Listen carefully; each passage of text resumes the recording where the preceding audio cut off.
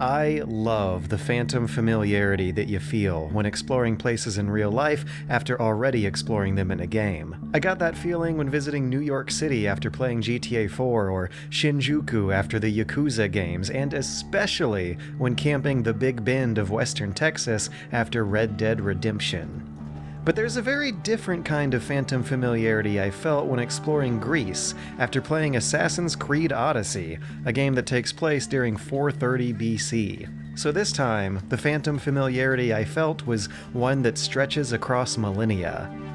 2,500 years is enough time for governments, empires, languages, religions, and even for nature, trees, forests, lakes, and rivers to come and go, while the ruins of these buildings have still stayed put. Constant what-ifs had my brain comparing the reality of what Greece looks like now against what a big-budget video game suggests it could have looked like almost 100 lifetimes ago. That's an abyss of time that would be incomprehensible were it not for the occasional columns that spring up among Athens' modern skyline, or the rocks at the inner-city Acropolis sites, which have been eroded by thousands of years and millions of feet into the waxy, slippery rock you'd expect to see at a river. This is the earliest time period the series has explored, and no other series explores historical settings with an eye for architecture and urban planning like the Assassin's Creed games do. After setting out to photograph the worn-down, sun-bleached, and crumbling remains of ancient Greek monuments that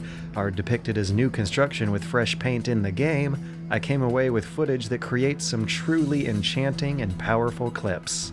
Starting, in order of most to least popular tourist attractions, with the Athens Acropolis.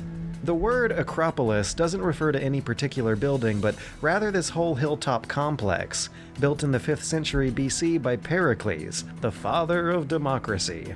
To enter the Acropolis, you pass through the Propylaea Gates, which also mark the end of a road called the Sacred Way that we'll be visiting later. The Acropolis was built to celebrate a victory against invading Persians who destroyed the hilltop's previous temples. But work on those gates got put on hold for another war, the Peloponnesian War seen in the video game, pausing its construction to this day.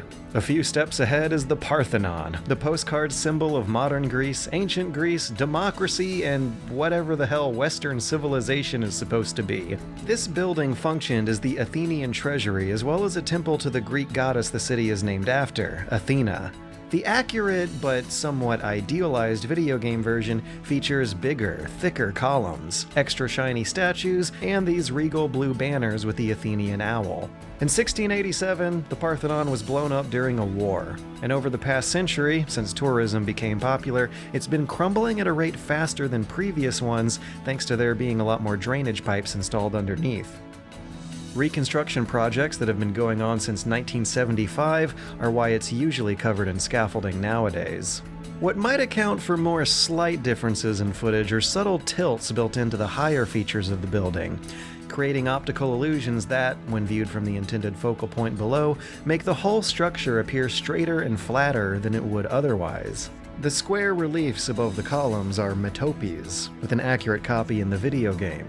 However, for the statue work above, called the pediment, Ubisoft didn't remake the real thing but instead used a more generalized model you'll see if you zoom into many other temples throughout the game. This architecture was meant to evoke a straightness, a flatness, and a symmetry you would never find in the natural world. It's a divine aesthetic worthy of the gods whose statues reside inside, like Athena here, who has been replaced by a crane. But back then, Athens' most recognizable landmark, from miles away, was the colossal bronze statue of Athena outside. Where is it now? It was moved to Constantinople, where, in 1203, there was a riot documented, where drunken crusaders destroyed a statue matching the description. To the left of the Parthenon is the Erechtheion, famous for its caryatids, the columns carved in the shape of women. This was meant to beautify more unsightly features that supported the structure, which housed a number of relics thought to be physical evidence of the existence of gods. Marks on the floor, thought to be from Poseidon's trident, led to a saltwater well, and a particularly large, particularly resilient olive tree was thought to be Greece's first olive tree, planted by Athena. Just below the Acropolis Hill, but part of the same ticket admission price, are two ancient theaters. The one present during the game's time is the one dedicated to every college neo-pagan kid's favorite, Dionysus, the god of wine, revelry, and theater. Unfortunately, this is where the game footage and the real-life footage are going to start to clash.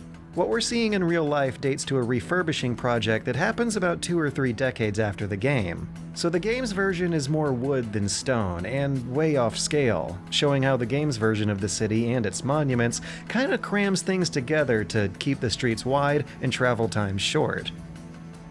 The Odeon of Pericles was an indoor theater built into the lower right corner of the outdoor one. The colorful Persian-style patterns are meant to resemble King Xerxes' tent. It's another celebratory monument of the Persian defeat.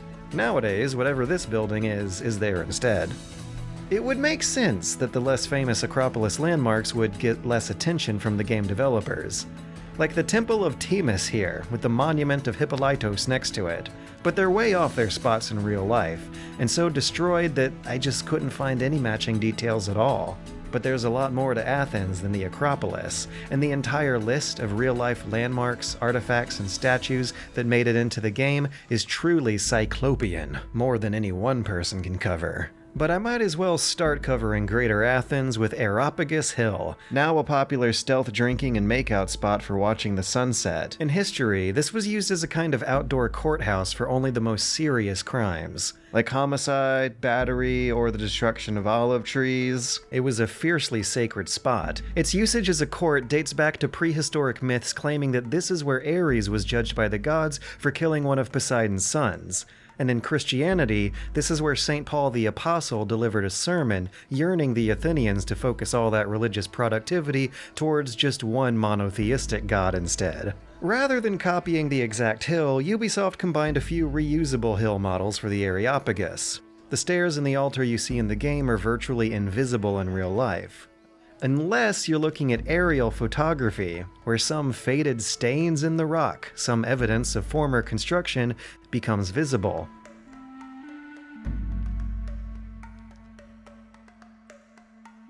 Next up is the Agora, or what the Romans would call a forum.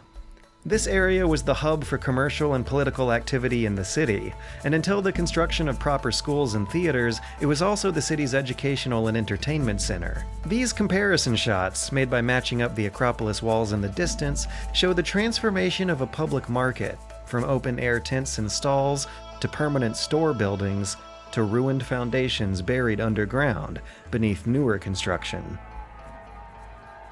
The one building from this time period still standing tall and intact, even more than the Parthenon, is the Temple of Hephaestus, located next to the Agora. The relatively wooded surroundings of the temple now, which contrast against the urbanization you see in the game, is because the population of Athens declined around after the medieval crusades for centuries, until spiking again in the 1960s.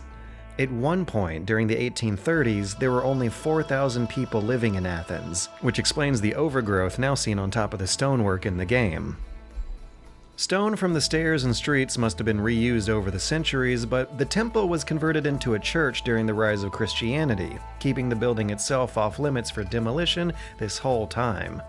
Thanks to its preservation, the game artists didn't get too creative here. It's a real easy matchup, besides the standard issues of slightly mismatching columns and the relief work on top getting swapped out for more generic textures and models. But the Pnyx, on the other hand, exists in a very, very different state than the one from the game. Thousands of Athenian citizens would pack in here at least 10 times a year to vote on public proposals, deciding laws, adjusting taxes, and declaring war and peace by a simple show of hands, or, for more discretion, by scribbling their votes onto shards of pottery. It's an important site in the history of democracy and a significant story location for the game. However, the version we're seeing in the game should be looking like Phase 2 of the 3 versions of the Pnyx that were constructed in real life. Even then, models and plaques made by the experts depict quite a different architectural concept than what Ubisoft made. In fact, the speaker and the audience face the exact opposite direction in the game. The only detail that vaguely matches up is this stone square hole located in a similar spot, where the speaker's platform would be in-game. It's more than likely a shaft for a staircase in real life, though. I was briefly romanticized by the thought of Ubisoft's version still existing a few feet underground, but it's a safer assumption that the real Pnyx never looked like theirs at all. It's possible that the game's version is the Phase 1 Pnyx, when the audience was looking at the Acropolis in the background, but in any case, the game would still want to shrink the Pnyx down and make it a little more interesting than a big empty flat clearing. When remaking a real city, games tend to scale things down and then have to shuffle landmarks around accordingly, which I definitely noticed when exploring the Archaeological Museum of Kerameikos, which is located on a spot that intersects no less than 3 game landmarks that, in the game, they're more spread out, rotated all wonky, and resized so dramatically that the big Grand Pompeion got turned into a humble generic warehouse. Try as I might, I just could not find any details in real life that matched up with the game, until I realized that what I thought were tunnels or cellar doors were actually canals for the dried up riverbed of what used to be the Areopagus River flowing here in 430 BC. And then, suddenly everything else snapped into its place. Kerameikos was Athens' pottery district, and it's only like 15 buildings huddled away with their own kind of borders in the game. But in real life, it meandered west towards Athens' city walls, through the large Dipylon Gate, which would have been blocking my view here if it was still standing, and then to the smaller Sacred Gate, through which runs the Sacred Way, the road that ends at the Propylon Gates of the Acropolis. Thing is, this ancient river flows outside of the city's walls into what is, in-game, a place that looks like an abandoned no-man's land. But in real life, the cemetery was just feet away from the walls. The Kerameikos Cemetery, where Pericles fully committed himself to democracy by being buried in a mass grave for everyman, displays a number of statues and steles that you can see Ubisoft used as references for the game. More as approximations than digital copies, though. The game's cemetery is smaller, with cleaner pathways than real life, but these retaining walls around the family tombs are there both in-game and real life, even though, they're way smaller in-game. But compared to all that, the Sanctuary of Delphi may be the most accurate location in the game, even more than the Athens Acropolis. I'm seeing a lot of matching details here, even though the area has been so battered by earthquakes that all of the original buildings have toppled over at some point. In 1906, French archaeologists put the Athenian treasury back together from the rubble, and kinda like the Parthenon, you can tell which bits are new from the color of the marble. But unlike the Parthenon, Delphi's sanctuary went mostly unused over the centuries since the 400s, when the Roman Empire converted to Christianity and forcibly closed major pagan places of worship like this. So the real-life ruins, despite how close they resemble the game, date from over 800 years after the period shown in the game. So the ruins have remained relatively undisturbed all this time. Just like with the Temple of Hephaestus, that means the team didn't get too creative with their recreating. The surrounding streets and staircases are far steeper and more narrow in reality, probably to give the player more room to run around on the street, but other than that, it's really remarkably reconstructed. The only truly beautiful feature that didn't make the transition is the imposing Mount Parnassus Valley itself. The elevation and the visibility is incredible. When you're there, you are in the clouds. It is a sublime sight explaining this place's divinity. In the game, though, the valley looks a little, scrubby. Anyways. Most everything else is there, huddled around the most important building, the Temple of Apollo, which housed the Oracle of Delphi, the Pythia. This woman's workplace wasn't just high from the elevation. She would combine an earnest faith in the gods with euphoric cave fumes coming up from fissures in the ground to give all Greeks, regardless of their class or birthplace, divine fortune-telling advice, shaping history in unimaginable and ironic ways. This is the spot where the oracle asked the gods if Socrates was the smartest man in the whole world. The gases or the smoke or the birds or whatever happened to blow in whichever direction she translated as a yes, prompting him to invent philosophy as we know it by trying to prove her wrong for the rest of his life and it never really happening. Ironic self-fulfilling prophecies, whether they're from the oracle or from austerity measures, are about as Greek as the Olympian gods themselves. Even in the mythological backstory of this temple, the first two versions were made out of laurels, feathers, and beeswax thanks to divine intervention. But us humans, cursed with mortality, built it out of sturdier things like bronze and stone, leaving it susceptible to earthquakes, to be rebuilt again and again and again. I'm not kidding, it's not even a history thing. There were 90 earthquakes in Delphi just this year. Picking a site with fissures in the ground for the oracle, that's about as literal a blessing and a curse as you can get. So the ruins in this real-life footage are actually from a 6th version of the temple, and the game's version is the 5th, letting Ubisoft get away with slightly different proportions, slightly different placement, and quite different surrounding construction. But really, the biggest difference is that the current one was destroyed by early Christian Romans, rather than from an earthquake that got the game's temple.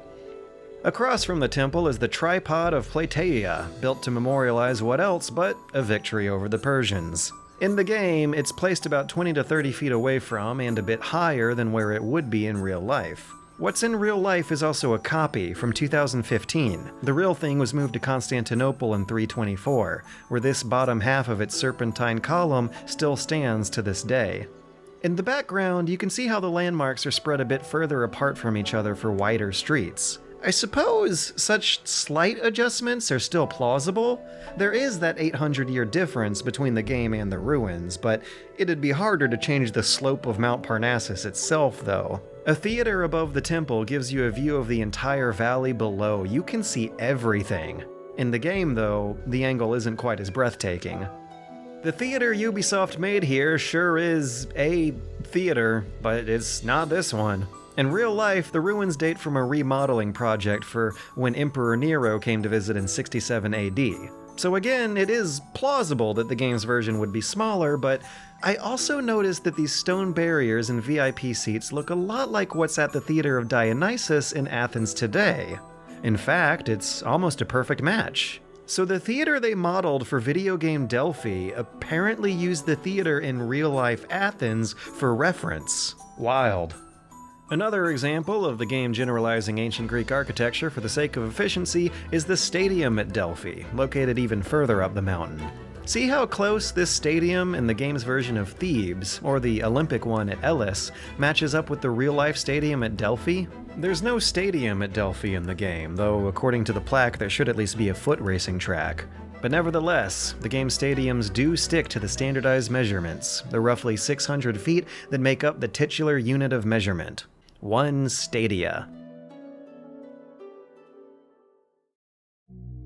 The oldest, the loneliest, and the last stop on our tour is Mycenae, a primordial place in ruins even during the game's period, swelling with profound implications behind ancient and modern history. This kingdom informed the cultural and political landscape of Homer's Greece, the supposed kingdom of Agamemnon, the antagonistic king who sparks the events of the Iliad and the Odyssey.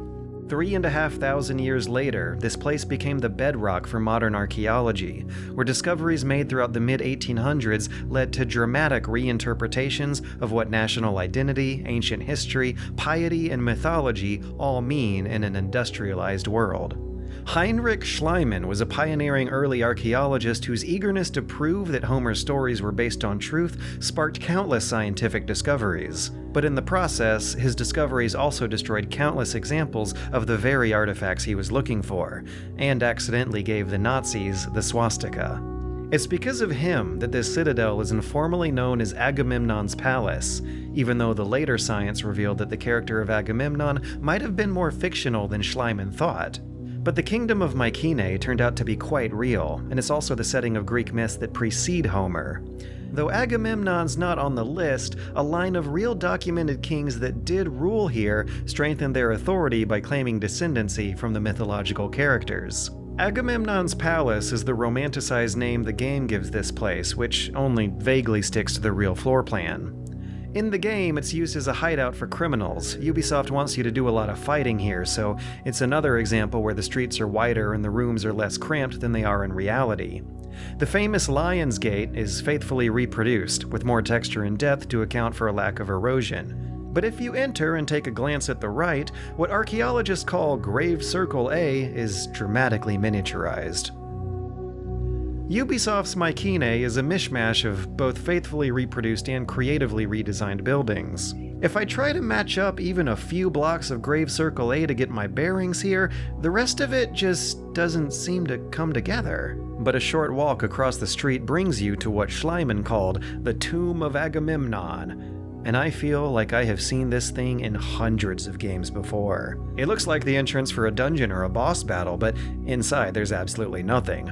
Though it is nice to see that the games artist used this place as reference for many tombs throughout the game, one of which is, sure enough, just a short little walk away from Agamemnon's palace. At least in the game, there's a much more interesting adventure to be had inside. This grand entryway that looks so recognizably video gamey isn't replicated in video game Mycenae though. For that, you're gonna have to visit some other tombs in the game, like the fictional Tomb of Ajax on the island of Salamis, where, like a lot of ancient history, something unimaginably old, built by people with unimaginably different minds for unimaginable reasons, seems to naturally slot into a commonly understood role for cutting-edge modern-day entertainment.